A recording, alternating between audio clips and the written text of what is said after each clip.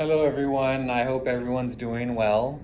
I just wanted to make a video for this worksheet so that we're all on the same page regarding point slope form, because it's been a while since we talked about it. Now that we've been on break for a while, but let's get into it, okay? Now, we're talking about point slope form, which is here, y minus y1 equals m times x minus x1. Now, this is the point slope form that you guys should know. This is what we are dealing with for worksheet for this worksheet that we're doing.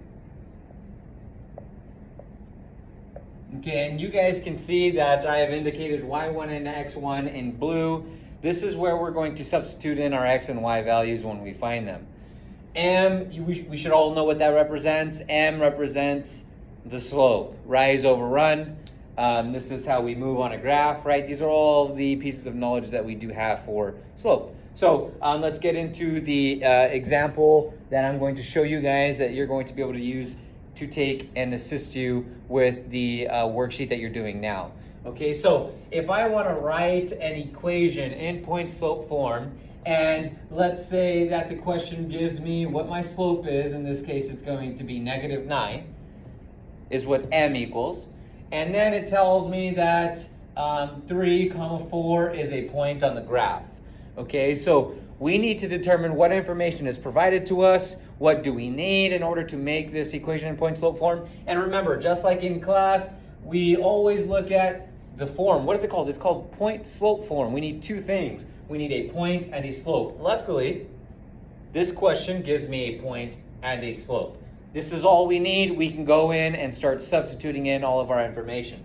Okay, so let's do that. This is m, right? This is going to be that part in green. And then we have x1 and y1. I'm titling everything so I know where it goes in this point slope form. So let's do that. I'm going to use the point slope form here, y minus y1, and I've indicated y1 is 4, equals m, gives me m in green here, m equals -9, times x minus x1. x1 is 3.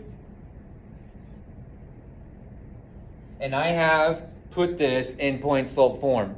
If the directions tell me create an equation in point slope form, this is what you do.